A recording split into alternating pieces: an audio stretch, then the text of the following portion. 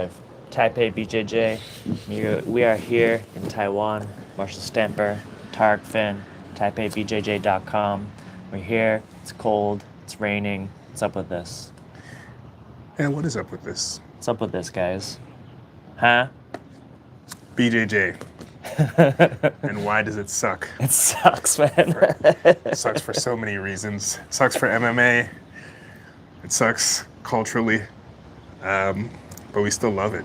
I mean, do we have a problem? We have problems. We have a few issues today, but we'll start with Jiu-Jitsu and how it fails sometimes. So Jiu-Jitsu is it's touted as this wonder martial art, and it is because it's changed my life. Yeah. It's an amazing thing. As far as self-defense goes, we've talked extensively over the last few episodes over Jiu-Jitsu and street fighting and whether it works, which the answer is possibly and sometimes. It's also very tied in with MMA, and like I said, it's the wonder drug in MMA. The display that Royce Gracie put on in the first UFC, the first few UFCs was like, wow, what is this? What is he doing? It's incredible. This is the thing. This is what needs to be done. Everybody needs to do this, and everybody has done it to the point where it's almost like it's started to cancel itself out in a few ways. And there are some ways that Jiu-Jitsu doesn't work in MMA.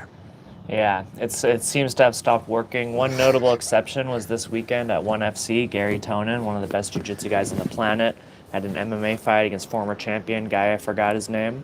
And he had an incredible use of jiu-jitsu. He comes in striking, double under, body clinch, takedown, mount, back, choke. Beautiful, flawless, fantastic. I recommend you go watch that match, Gary Tonin versus some guy. And but we have lots of examples that we've pulled up mentally of when jiu-jitsu doesn't quite work. And it's when incredible jiu-jitsu legends such as Kron Gracie, Ryan Hall, Dean Lister have tried unsuccessfully to pull guard, in Minari roll, pull half guard in jiu-jitsu matches. And I think the key thing to keep in mind for jiu-jitsu and MMA and jiu-jitsu not working is jiu-jitsu works incredibly when there's a big skill discrepancy. That's what Royce Gracie saw. He's at, maybe not perfect jiu-jitsu, maybe he's not 100 out of 100, but he's, 85, 90 in terms of skills, and the other guys were at 0. Yeah, he was by far the best jiu-jitsu practitioner in the UFC. Yeah. There was nobody close. And we see this in those legends I just mentioned. When Ryan Hall went on The Ultimate Fighter, he was able to Imanari roll almost everybody, leg lock almost everybody. But in his last fight in the UFC against some guy, I forgot his name, some great guy. Yeah. Maybe Ilia Topuria, who's fighting for the title, and might be him. We saw Ryan Hall attempting an Imanari roll or some variation again and again and again. And after the first couple attempts, it was kind of tough to watch him just trying it again. And this is the thing, like if you see it coming and you know a defense, it's kind of, I don't want to say it's easy to defend, but it's defendable. Yeah. We saw this in Kron Gracie's last fight where he repeatedly jumped guard against a French guy who's also a jiu-jitsu black belt who saw it coming. He trained his whole camp to defend against that. Yeah. And Kron just did it again and again and again.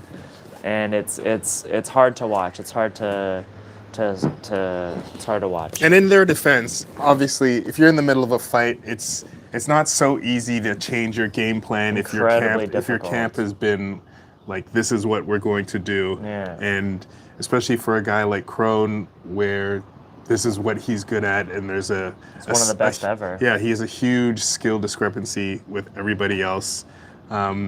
Later, he says he got bad coaching. He said that the coach's strategy for what he was supposed to do in that match didn't work, and I guess he stuck with the strategy, and maybe he wasn't really prepared to do anything else. He might not have been prepared to strike or even wrestle, which is probably what would have been needed. But I mean, imagine if your whole camp was not training those things, and then you find yourself in that situation. I've never been in an MMA match where I found myself like that, because I've never done MMA. But I mean, I have been in jiu-jitsu matches where something hasn't worked. Like I've been in one jiu-jitsu match where I had been wrestling going up to this match, and it just wasn't working. I couldn't take this guy down, and I didn't change my game plan. I just gassed myself out. Yeah, that's a big factor. Is like once you're tired, like oh my god. Then the panic sets in, and you get kind of tunnel vision. In MMA, you're getting punched in the face, and so decision making gets much harder in that circumstance. If you're 12 minutes into a 15-minute match, and you're still, trying to shoot your one move. Dean Lister was in the UFC for a while. Dean Lister, incredible jiu-jitsu legend. And he had a match, I want to say, against Yushin Okami. Maybe not. Maybe. And he was repeatedly trying to pull half guard. And I'm very curious what his idea was. If it's pull half guard and come up and wrestle, pull half guard and sweep. I don't know what he was trying to do. But what I do know is he repeatedly pulled half guard, and Yushin Okami pushed him off, backed up, and beat him up. He lost to Yushin Okami. And that was probably his last UFC fight? No? Yeah. After that, no more UFC fights, which was unfortunate. Dean Lister is quite a legend. He had submitted Jeremy Horn before that. He was a legend in his own right. And this was way back in 2008. So this was a different world. Different era. A different era. Yeah. Guys have gotten so much better in grappling since that time. And so it's hard to just go in there and spam jiu-jitsu moves. But like I said, Gary Tonin was incredibly successful with it this past weekend. I recommend you go watch that fight. But his match before that, he says it wasn't his plan, but in the moment he went for leg locks, I believe, from 50-50, and he got messed up. The dude on top just pounding his face again and again. Kept trying the leg lock, and I believe he got TKO'd. And it's tough to see. We always root for jiu-jitsu. We always hope that it can come out on top. But in this day and age, it's incredibly hard. It's so hard to do good jiu-jitsu. I would say why? In general it's bottom game. Bottom game is very difficult. Like you could have a very good bottom game. You could be very good at pulling guard, and you have a chance of successfully submitting somebody pulling guard. The problem in MMA is just that if it fails, the consequences are so great on the bottom. So there is an argument for pulling guard.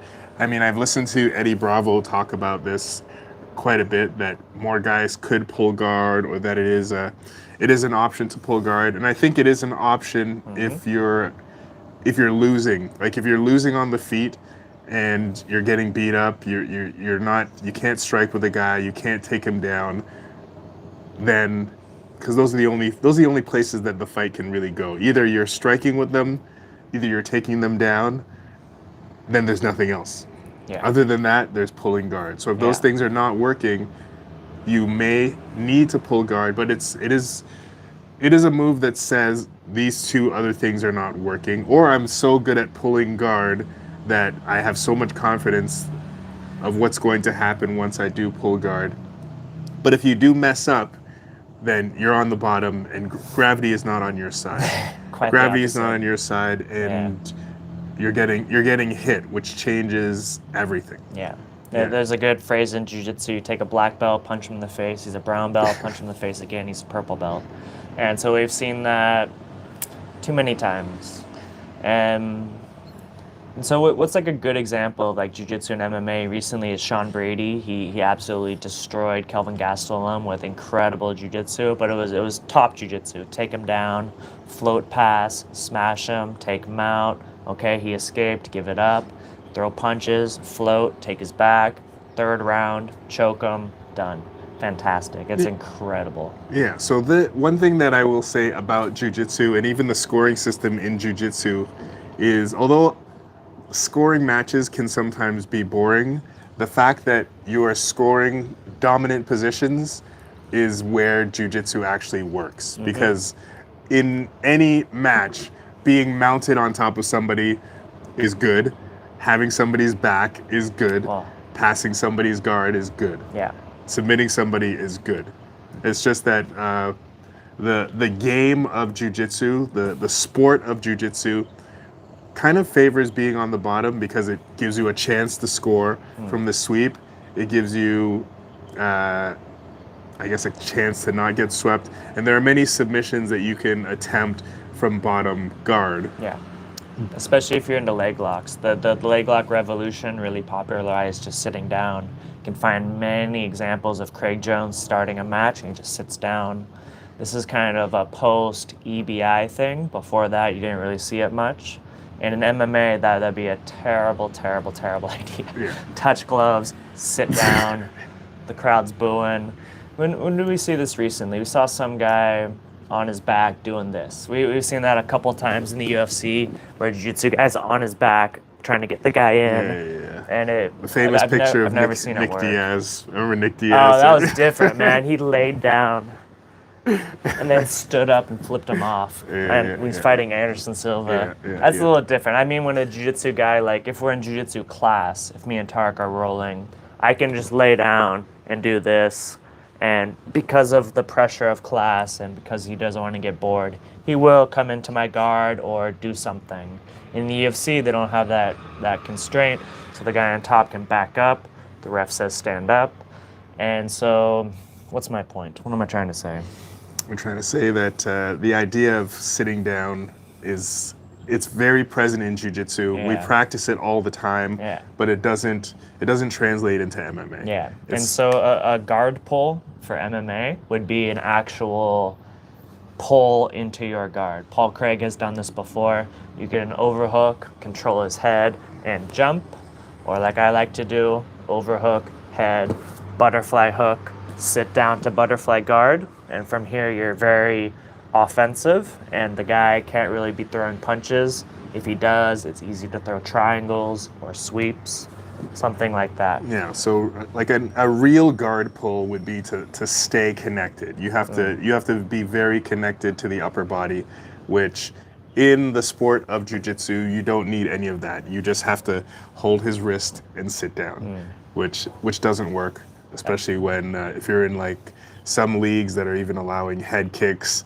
Like, imagine that. Yeah, you sit down and take a kick to the head. Oh my God. Another notable fail in Jiu-Jitsu, and this is this image sits in my mind, is Quinton Rampage Jackson versus Ricardo Aronis, where Aronis goes to triangle him. He has kind of like a triangle / armbar. Yeah. A very nice attempt. On Rampage. Classic Jiu-Jitsu. Classic Jiu-Jitsu. In Jiu-Jitsu, you are not allowed to slam people, but in MMA, you can get slammed. So moves from the bottom where you're in full guard and somebody picks you up. In Jiu-Jitsu, you don't have to worry. In MMA, you need to immediately let go. So Ricardo Aronis, he holds on to the triangle, and Rampage picks him up and slams him to the ground. And I thought, is this guy dead? It was one of those. It was one of those moments where I was thinking, should I even be watching this sport? This is not a good. It was super violent, and he Undertaker powerbombed him. He gave him the last ride. Yeah, it was, and I don't think Aronis, has he fought since then, or has he been? I don't maybe think he hasn't so. been the same. He was since incredibly promising, one of the best jiu-jitsu guys ever, and that's what he's famous for. He got learned. He got learned that day. And one thing bringing that back is ADCC, especially in the trials. There are a lot of slams. One guy that I'm familiar with, the 10th Planet guy, he's real good at buggy chokes. Last week, someone was asking us about buggy choke defense, and there's one. It's really hard to watch, man. But he gets a buggy choke on the guy stands up and slams him down, and the guy goes stiff and unconscious. So some tournaments that is still allowed. So for me, I'm very froggy when someone's standing up with me. Even if the rules don't allow it, you can still take a slam and really never be the same. You see this when Gio Martinez and Jeff Glover fought in ADCC. I don't know exactly the position. Maybe it was a triangle as well. I'm not sure. But Gio, just like Rampage, picked him up, slammed him, and then Jeff Glover, he's conscious but not really. He's playing jiu-jitsu but not really. You know, all of his skill has evaporated in that moment. And we haven't really seen Jeff Glover since. Maybe that's a coincidence, maybe it was his age, but it's very scary. Slams are very scary. They're very real. I've been asked a couple times to help make rule sets for tournaments in Taiwan, for matches that I'm in, and my only rule is no slams. That's the only thing I ask. Yeah, I mean, slamming is striking. It is. It is a strike. Like, that's the hardest possible strike you could do. You're striking your opponent with the earth, and it's even in just regular jiu-jitsu, especially in like beginner classes, white belt classes. I've been slammed before, as a white belt against other white belts. When you get new guys in, and people generally don't know the rules. You have guys that. Even high-level guys that really don't know all the rules and all the scoring system. Yeah. You don't really know the rules until somebody tells you, "Hey, you can't do that." So I had somebody in guard. I was pulling on his head, and it wasn't even a hard slam. He just kind of picked me up on his. He was still on his knees, but this was a tall guy, and then he kind of slammed me on my back. Yeah. It took the wind out of me. And then one of the coaches was like, hey, you can't do that. But there's no announcement entering a gym, hey, no slams. There's kind of, everybody thinks everybody knows the rules, which we don't. It's not true. Yeah. I had a kid yesterday in one of in my kids' class, junior high school kids, just guard retention, and he just slaps the guy across the he's trying to retain guard. Somebody's trying to pass his guard, and he just reaches up and slaps him across the face. I'm like, hey, we can't do that. Just please apologize, and let's not escalate this. But you know, it's not. There are some moves as well. So I reached out to Coach Dimitri, and he gave me some moves that he thinks are not good. I have some in my mind. So what did he say? He said berimbolo. In MMA? Berimbolo in MMA, not great. Berimbolo is not great. To me, berimbolo is it's kind of a gi move. Yeah, it's super gi move. It really relies on grips and having two people seated. Having two people seated is a situation that almost never happens in MMA. Yeah. MMA fighters are incredible at standing up.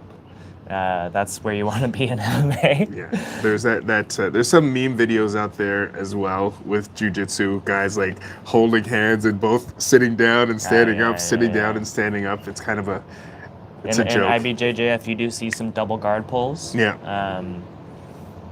Which is kind of reasonable. There's great videos of Keenan Cornelius and the Meow Brothers. They had a great rivalry, and I think in almost every match, they start the match. They make a grip and sit down real fast. They're both trying to berimbolo each other. And it can be very exciting. It can be great. Yeah. If you go to Taiwan BJJ, you will get berimboloed. Yeah. And it's incredibly effective, but it doesn't make any sense in MMA. Yeah. Once you can get even kicked, no-gi jiu-jitsu, it's hard. But like to do a berimbolo, you're sitting down face to face. The guy berimboloing puts his head here, which is, hammer fist. In smash territory. Or stand up and just back off, walk away. If you don't know what a berimbolo is, look it up. It's very gi friendly, but definitely you don't want to do. You're putting your face right in the range of hammer fist. You don't want to show us a berimbolo? How's your berimbolo? I'm not very good at berimbolo. You want a berimbolo? You could do it. I can berimbolo. I'm great at it. So berimbolo, if we could just do it from sitting. So you're sitting down. See, this is a situation already that makes no sense in MMA. This has never happened. You have a De La Riva hook, and you go around to grab and get a hook of his leg. Set him around. I like to go to the truck, and you sit up and take his back. Very, very beautiful move. Very few people can pull it off no gi. I imagine there's never been one in MMA. I'd like to be surprised. If you've seen it, send it. I bet it's incredible. Maybe a double KO. Actually, it'll be very hard. It would be incredibly hard to find yourself in that situation. Like, because you're trying to, because somebody will always be trying to stand you, up. If someone's like trying to ankle lock you, maybe you're in that situation. That I do hit a lot of berimbolos from someone trying to ankle lock me. Yeah, it's ridiculous. MMA fighters out there, don't focus on it. Yeah, leg locks in general. Leg locks in general are difficult. They can be achieved. Oof. They can be achieved. There are examples. But with a lot of heel hooking, you're putting your head also in hammer fist regions. Yeah. Some guys are really good at it. Husamar Palhares was really good. Really an incredible heel hooker. Yeah. And he applied it really well to MMA. Yeah, too well. He didn't want to let go of them. Yeah. Which Husamar Palhares. He had some suspensions. He got kicked out of several MMA leagues because he would heel hook guys, they would tap, and then he would hold it for like 5 seconds. Yeah, and sometimes the ref would come in and try to break them up, and he was just on the heel. So, which is a travesty. It is a travesty. So he deserved to be taken out. Yes, because he was not a safe competitor. Which is unfortunate, because if he had stayed in, like he had great promise to be maybe not champion, but high level, super high level journeyman. Yeah. And there are some examples. One good example of heel hooking in the UFC that I really liked was Beneil Dariush against Tony Ferguson. It was a pretty competitive match, and at one point Beneil Dariush drops down into honey hole, rips a heel hook on Tony Ferguson, who's definitely not going to tap, but the way he did it definitely injured Tony's knee. Yeah. And then Beneil Dariush lets it go, comes back on top, and goes ground and pound. I think that's fantastic. Corey Sandhagen against TJ Dillashaw did something similar. He dropped into 50-50, ripped a heel hook. TJ Dillashaw is not going to tap, but the round ends, and then they have 4 more rounds where TJ Dillashaw has a compromised knee, and he said he couldn't really finish takedowns after that. I think that's a great use of heel hooks in the UFC, incredibly risky, but sometimes it's a good strategy. Yeah. What else does Coach Dimitri say? Deep half. So deep half is also, it can work, but you have to be very brief with the deep half. Like deep half is, I'm escaping right away. I'm not using it to hold them in the deep half position. Yeah. And if you don't know deep half, should we show deep half? You got this one? You've been practicing. I'll get deep half. Which way? Let me go this way. So deep half is... I'm over here? Yeah. So if we're in this half guard position, and I get here. This is deep half. And so if you can keep me off balance and my hands need to stay on the ground. Yeah, if I could keep his hands on the ground. But if he sits up, this is horrible. This is a horrible position. But if I could keep him off balance and use the deep half to escape to the back, then this is possible. So it's, I'm 50-50 on deep half. It's incredibly risky. It's a very risky, but if you are stuck on the bottom, getting beat up in the half guard, and you're trying just to find a way to get out, because some guys are really good at holding you down in half guard, so you might need to, it's worth a try, but it's also a desperation move. It's not something that you're going to try to find yourself in. And I wonder if that's what was Dean Lister's strategy against Yushin Okami. Is Dean Lister one of the best deep halfers ever? I just made that up. I don't know. Deep halfer. But he's incredible. I don't know. Maybe that's what he's going for. Because if you hit it and the guy's off balance and his hands are, trying to find him balance, it can be safe, it can be good, and then you end up on top in a good passing position, and you take the back pretty fast.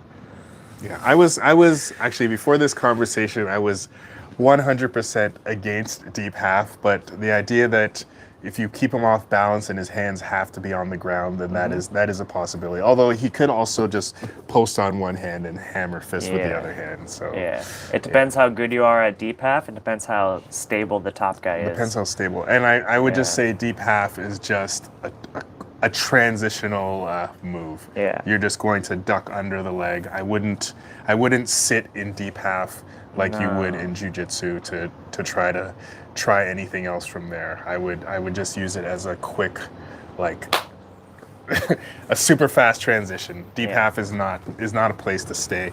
Yeah. Pulling guard. So we mentioned this. He said pulling guard into pulling open guard. We mentioned this. You don't want to do the traditional jiu-jitsu move of grabbing the wrist and just sitting down. That would be pulling open guard. Yeah. Like the way I'm sitting now, this is open guard. And with distance between your opponent. yeah, if you're in a fight, this is definitely not a good spot, I don't think. Especially if you're does one allow one allows soccer kicks. Yeah. So one FC has soccer kicks. Strange enough, they don't allow elbows. Yeah. It's weird. Asia's like that. Yeah. I think they just don't want to Pride was like that too. cut up those pretty faces. Yeah. But they don't like blood. They don't like the bloody elbow. But concussions. Yeah. Soccer kicks to the head are okay. So this is not a good spot sitting here like this. No. Yeah. So that is one example. The turtle.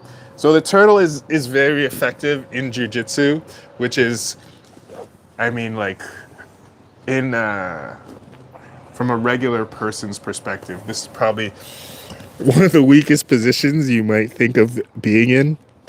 And in jiu-jitsu, this is actually not a horrible position because it prevents somebody from passing your guard. Yeah. It prevents somebody from scoring on you.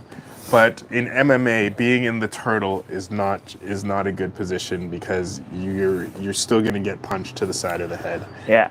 I will push back a little bit on this. I think turtle is reasonable if, say, Tarek has knee on belly or side control. And I'm just losing here, right? It's kind of reasonable to turtle to stand up. Yes. Turtle to stand up is turtle, I think it's okay. Turtle to stand up in MMA is probably the best way to stand up from the bottom. Risky? It's Always risky. risky. It is risky, but here's another thing that doesn't quite work that well in MMA is like the idea of always shrimping and keep facing somebody and retaining the guard.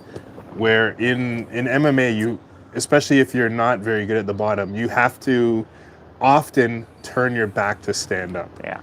Like this is, and I remember, I think it was like season 5 with BJ Penn, because this stuck in my mind because I was maybe a white belt or blue belt at the time, and I thought, wow, it's strange that he's saying this, but after watching, it made sense. He would always say to his guys, turn your back and stand up.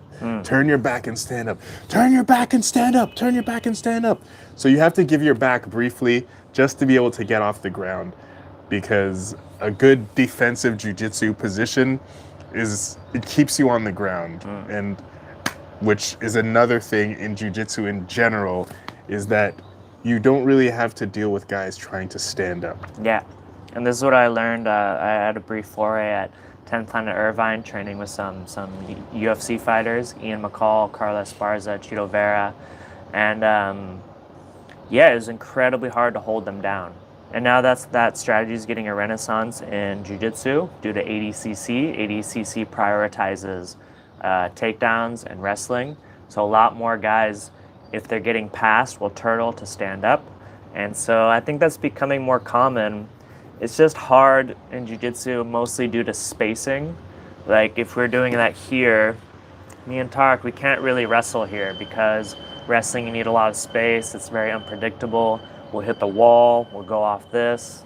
You can't see there's a low edge here. We're on the 5th floor.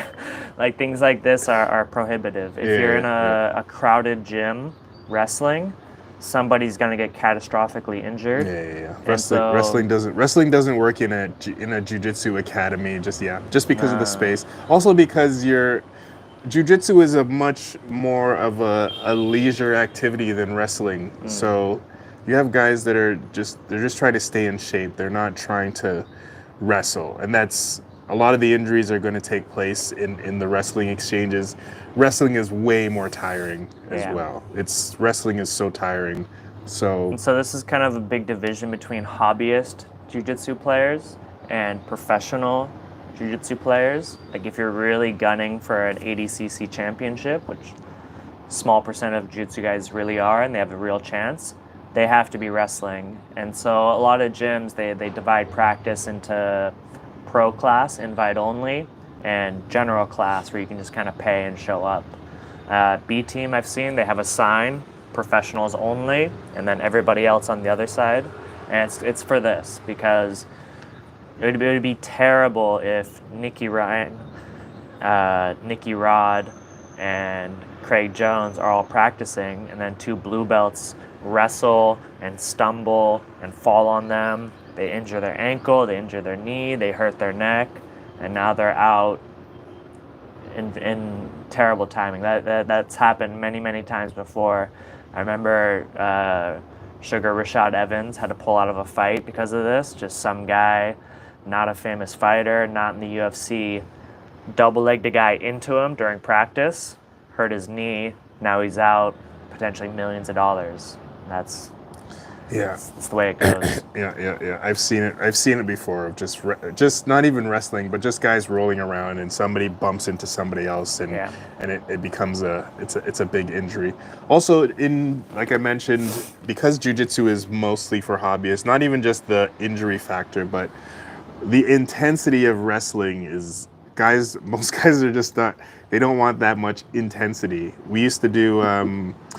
There used to be a Monday wrestling class at Taiwan BJJ, and it soon, like after a while, it became the emptiest class because it's too hard. It's just you're just sweating, and it's just intense, and not everybody wants that. Some people want to kind of relax. They want to learn something new. They want to learn a few moves.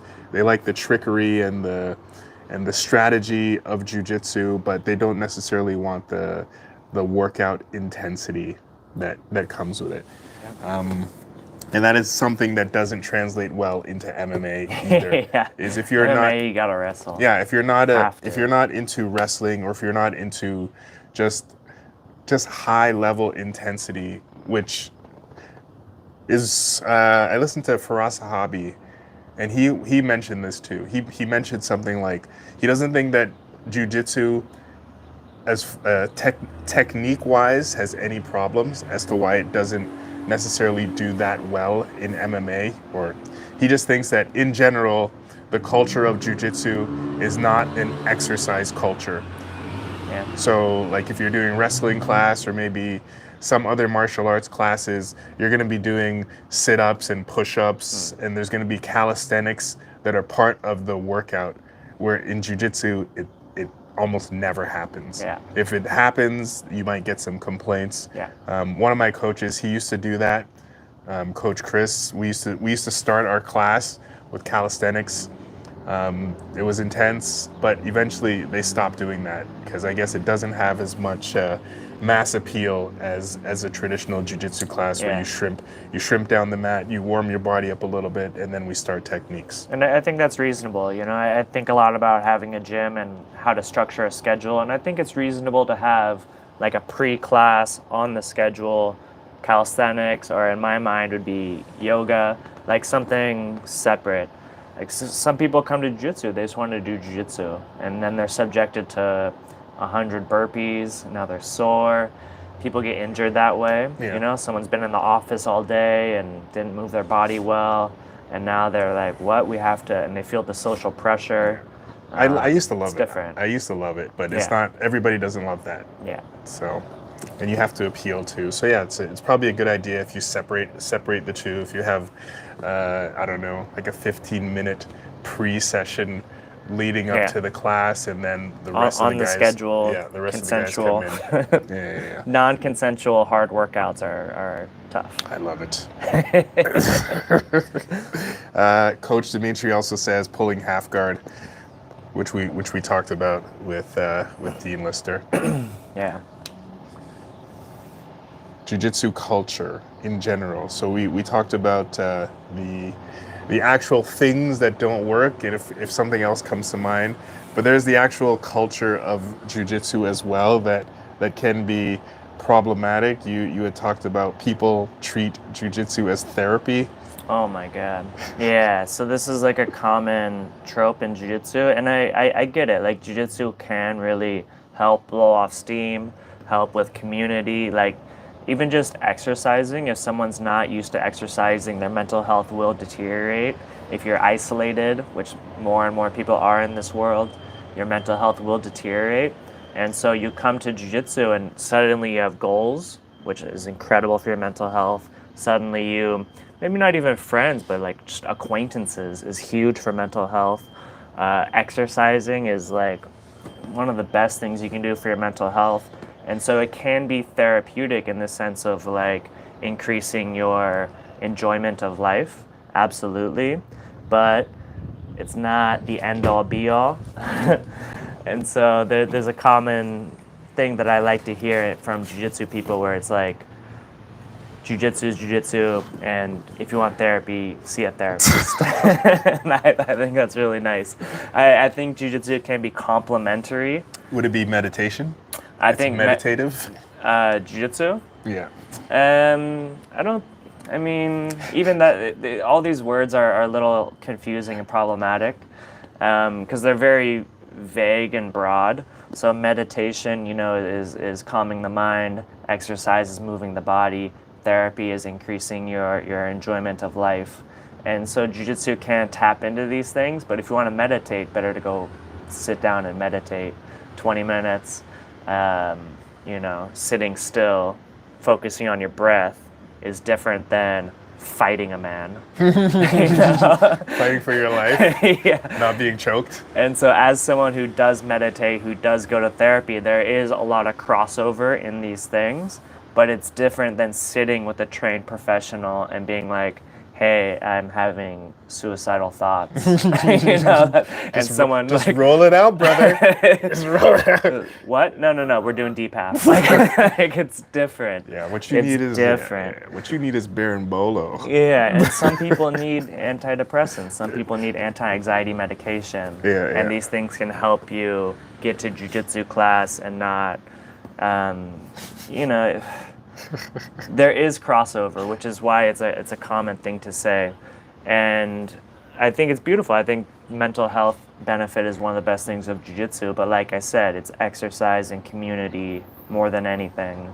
And beyond that, to get into the really deep, especially a lot of people, trauma is a big buzzword these days. Everyone has it in some way.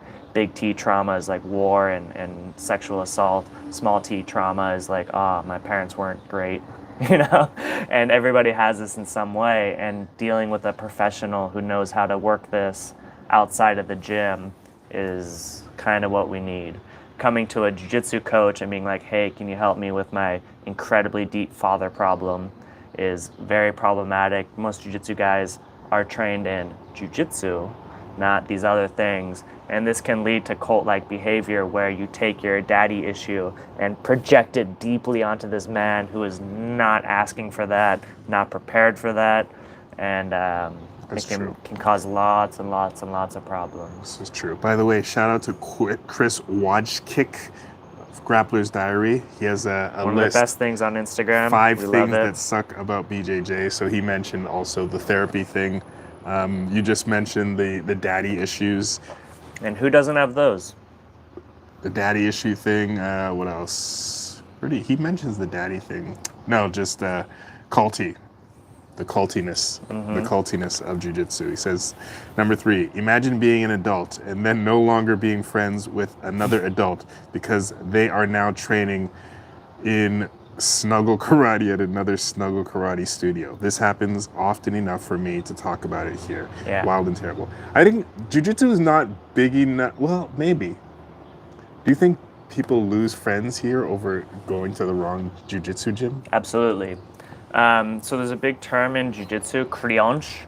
This is a Portuguese phrase, meaning it comes from Brazil. It's when you change gyms. And so this is pretty common, especially in Taipei, where there's a lot of upper belts who don't feel satisfied at gyms. Like a lot of the gyms around here, I think in general, cater towards newer students.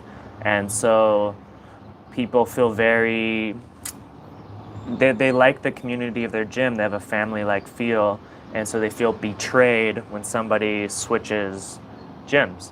I've had people message me like, "Hey man, I want to come to your class, but my coach," or things like that. Like, "Oh, it would look bad. It'd be so embarrassing." People would talk, and these are real concerns. If you're deeply embedded in your community and jiu-jitsu is your community, your team is your community, you do risk that by switching. Or I think we do a good job of like being accepted in some places. We can go to Taiwan BJJ, we can go to PMA, we invite people to come train with us. I've done some switching, around. but I've tried to be cordial with the coaches. Yeah, so there is a way to do it, but like, yeah, some people will look down on that. Yeah, but Definitely. I think it's also probably because I jumped around starting as a lower belt. I think had I come up and I had stayed at a gym all the way till black belt and then left and went to another gym, I could see some feelings getting hurt. Yeah. Yeah. And that's real in lots of directions. Which is strange because you're really just exercising, but because there's like a teaching and nurturing factor to it, and there's like you kind of form a family bond with your because you're doing something difficult with them, and you're doing something that's potentially dangerous, and you have to trust these people. I have to trust that Marshall is going to let go of a move that can potentially break my arm. Yeah.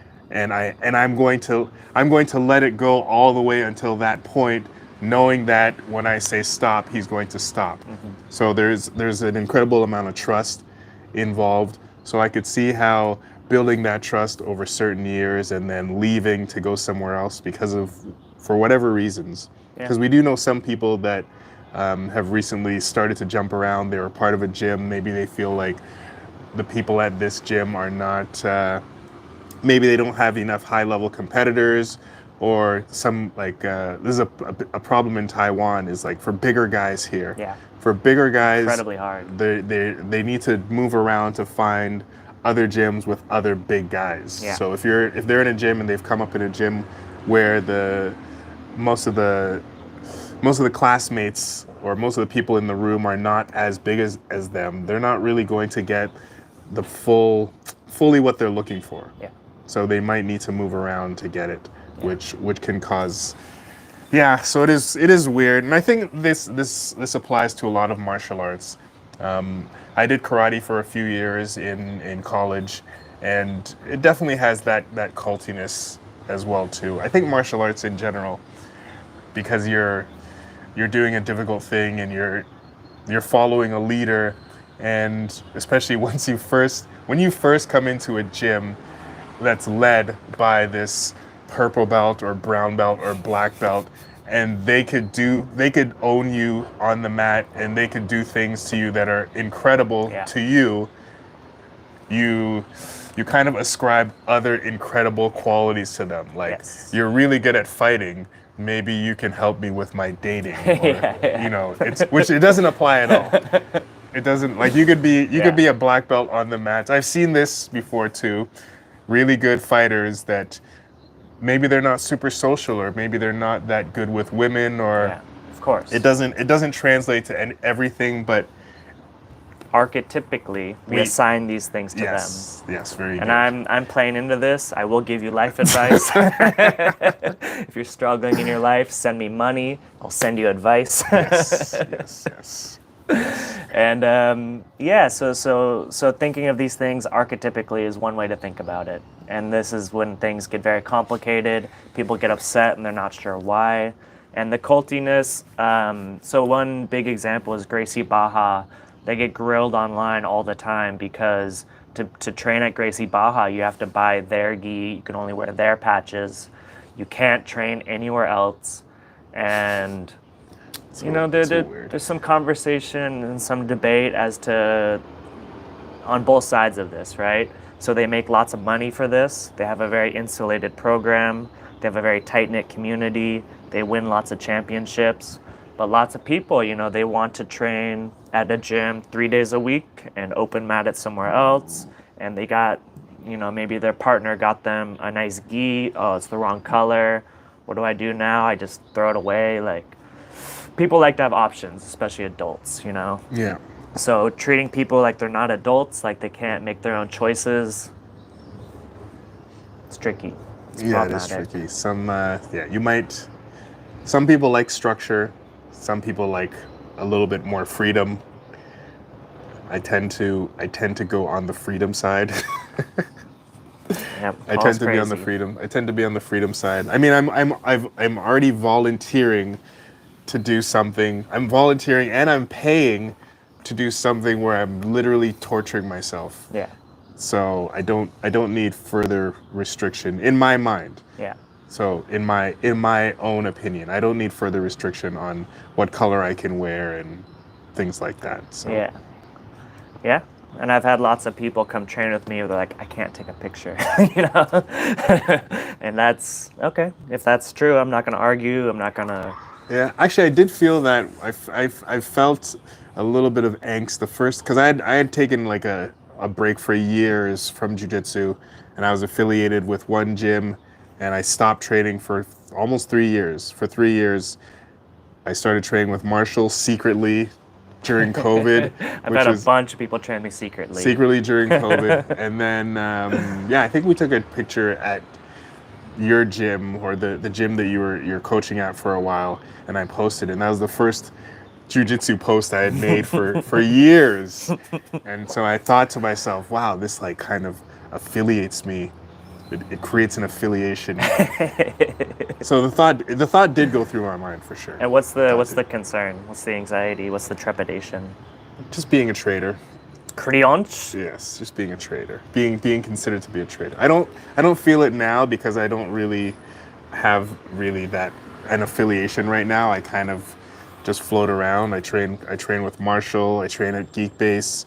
Now and then I'll go to Taiwan BJJ. There's different open mats that I go to. And because I'm an upper belt, and I know a lot of the guys that have opened their training. So I'm friends with them. They invite me, and it's like it's a broader community now. Yeah. Will you be okay? I run to the bathroom. Yeah. You got this? I'm okay. You feel safe? Yeah, I feel safe. Take this off so you guys can't hear me. You don't need to hear what he's doing. You don't want in to the hear bathroom. this. What am I gonna do? Okay. You mentioned culty things. There's another thing is like instructors dating students. We talked about this a little bit before. I don't know, because when it comes to working situations, there's gonna be dating that happens. And I do know some instructors that have dated and eventually married students or former students. So I can't really completely hate on it, but as an instructor, you can't really just be like hitting on all the ladies that come through the gym. One of the signs of a successful gym, or I guess a good environment, is a gym that has women there, because if you have women in the gym, it's kind of proof that women feel comfortable there, which shows that there's a comfortable environment. Like, you want some bro culture, but you don't want it to be so bro that women feel that they're not safe there. The idea of dating women in the gym, like I said, it's tricky, and it's not black or white, but you cannot just I guess hit on all the pretty girls that come through the gym, because it doesn't make things comfortable. It doesn't make things comfortable. What else is there? Inability to discuss serious issues. Defining your self-worth through your BJJ abilities. This happens in jiu-jitsu. I think it happens in a lot of fields, or in a lot of arenas, where your sense of self-worth can be lowered or raised based on how you do in this one thing. I mean, just because you're very good at jiu-jitsu, it doesn't mean you're very good in life, like we mentioned before. And just because you've done very bad at jiu-jitsu or you're not a winner, it doesn't mean you're bad in life either. So self-worth in jiu-jitsu, they don't necessarily go hand in hand. Back to the old topic that we were talking about before, the jiu-jitsu moves that don't work in MMA. We recently watched a video by MMA Che about why the armbar kind of sucks in MMA. And not to say that there are no armbars that take place in MMA, but first of all, there is a misconception. And one of my coaches, Coach Chris, actually pointed this out to me a long time ago, is that when you're armbarring somebody, you almost never break their arm.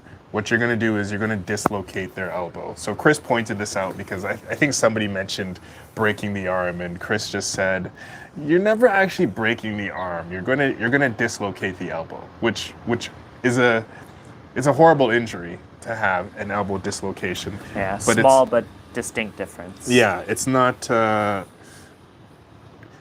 as debilitating as kind of a complete fracture separation of the bones. Sometimes the elbow will pop out and pop back in, and you could still use it. Like you could still move your arm around once your elbow is out. Now in jiu-jitsu, anybody that gets armbarred, they're going to tap because the stakes are so low, and it makes no sense to get this kind of injury in a jiu-jitsu tournament. Like notable exception, Jacare against Roger Gracie, Mundial's finals world championship. Jacare got his arm broken, put it in his gi, and finished the match. Yes. World championship is kind of higher stakes than most jiu-jitsu tournament situations. Also, he's coming out of Brazil. I don't know what his background is. I don't know if this was like, if this obviously became a very big come up for him because he mentioned a legend making moment. Yes, he mentioned in a documentary about him. There's a Jacare documentary. It's actually really good. But he mentioned nobody heard about him before that moment, and he became quite famous after that moment. And also, jiu-jitsu is different in Brazil because it was like a packed out stadium. Which is crazy for a gi match, that the packed out stadium and the celebration after and people jumping onto the mat. Like there were thousands of people there, which would never happen here. And it would probably never happen in the US other than maybe like ADCC, which is like, has an amazing, that's people in the seats. Yeah, and it has an amazing marketing machine behind it. But in Brazil, it's like, it was a moment where I could see like, okay, I could see why he allowed this injury. MMA, the stakes are also very high. Oh my God. A lot of guys are not going to tap to an armbar. They're going to let their elbow pop. We saw that with Vitor Belfort and John Jones. So John Jones sustained an injury in that moment with the Vitor Belfort match, but he went on to his arm was messed up. That's why he sat out and did the Ultimate Fighter right after that. So he did sustain an injury, but it was more important that he kept his belt, and he's considered the GOAT because he didn't tap out in that moment. Like he was able to continue on. What MMA Che mentions also is that in the armbar, you don't really have enough control over the body usually to keep the person in that armbar position. Armbar requires usually that the thumb of the arm being barred is pointed up. If the guy is able to move his arm around in it, doing kind of like a hitchhiker escape, there are many ways that they can get out. There are many situations where guys have had their elbows popped. Another notable is Gordon Ryan versus Craig Jones. He was in a fully stretched out armbar. Oh, yeah. He didn't tap. He just kept going, kept pop. pop.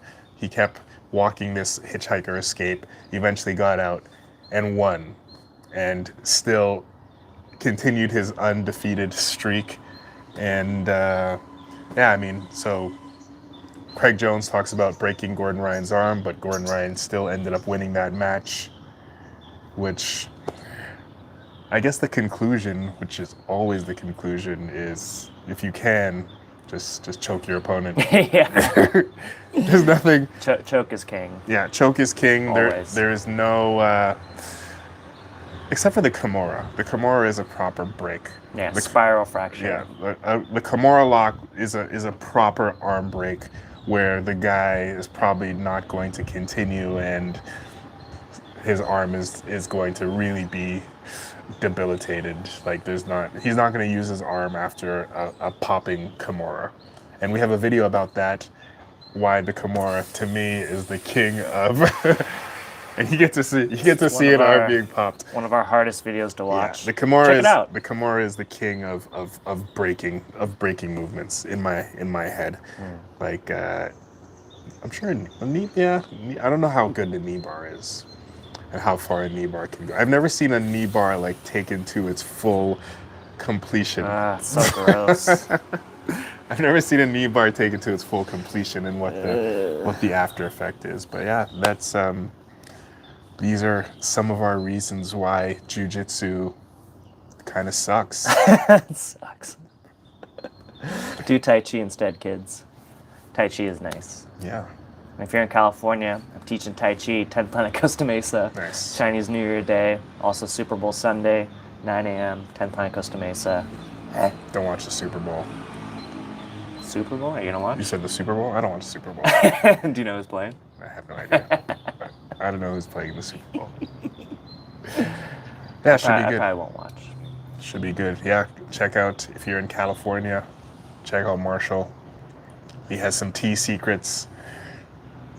As you notice, he's always, he lives on tea. I would drink tea too, because I like the look of it, but it hurts my tummy if I don't eat before I don't eat before I come here. So without food in my tummy, it'll hurt. So I don't drink the tea too bad. This life chose me. It's not for everybody. Taipei BJJ, Tariq Finn, Marshall Stamper, thank you. Thanks for watching, guys.